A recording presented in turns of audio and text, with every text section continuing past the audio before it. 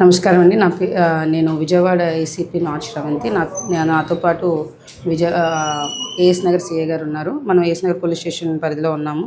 అయితే మనకి 15 జనవరి 2026 సుమారు నైట్ 11 గంటలకి lotus landmark, Ayodhya Nagar lotus landmark main gate పక్కన ఒక బార్ అండ్ రెస్టారెంట్ ఉంది. ఆ బార్ అండ్ రెస్టారెంట్లోని వ్యక్తుల మధ్యన సంఘర్షణ జరిగింది.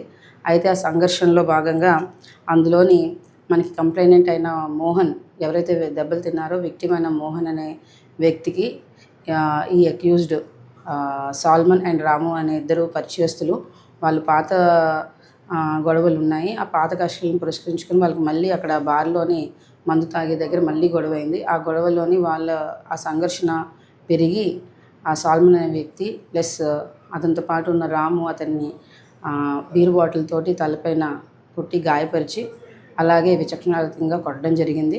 దాని మీదన వెంటనే పోలీస్ స్టేషన్ వారికి హాస్పిటల్ ఇంటిమేషన్ వచ్చింది. ఆ హాస్పిటల్ ఇంటిమేషన్ వచ్చిన దాని మీద 16వ తారీఖున ఎఫ్ఐఆర్ కట్టడం జరిగింది. Under crime number 26/26 and sections 101, 109 BNS. దాని కిందట విచారణ చేశాము. బార్లో ఉన్న సీసీ కెమెరాస్ అన్నిటిని కూడాను వెరిఫై చేశాము, ఫుటేజెస్ వెరిఫై చేశాము. ఐ విట్నెస్ అందరినీ వెరిఫై చేసిన మీదట వాళ్ళిద్దరి మీద అన్ని సాక్ష్యాలు ఉన్నాయి. అఫెన్స్ ప్రూవ్ అయిన దాని మీద మేము ఇద్దరు ముద్దాయిల్ని ఇవాళ 17వ తారీఖు మధ్యాహ్నం 12 గంటలకి అదుపులోకి తీసుకుని అరెస్ట్ చేయడం జరిగింది. ఇద్దరు ముద్దాయిల్ని కూడాను రేపు కోర్టు ముందు రిమాండ్కి హాజరుపరుస్తాము. ఇందులోని ఈ గొడవలో పొలిటికల్ పార్టీస్ ఇన్వాల్వ్మెంట్ అయిందని చెప్పి, అలాగే అది ఇష్యూని మాఫీ చేయడానికి ట్రై చేస్తున్నారని, అలాగే ఈ ఇద్దరు ముద్దాయిల మీద రౌడీ షీట్స్ ఉన్నాయని చెప్పి, బెజవాడలో రౌడీ షీటర్స్ రెచ్చిపోతున్నారని చెప్పి కథనాలు సోషల్ మీడియాలో వైరల్ అయ్యాయి. అవన్నీ వాస్తవం కాదండి. అందులోని కొంచెం కూడా వాస్తవం లేదు.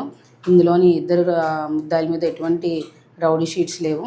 అయితే పాత మ్యారిటల్ ఇష్యూస్లో 498 కేసు కానీ, లేదంటే వాళ్ళ పక్క ఇంటి వాళ్ళ మీద చిన్న గొడవ పడితే ఒక 324 కేసులు ఉన్నాయి. అంతే తప్పించి వేరే కేసులు ఏమీ లేవు.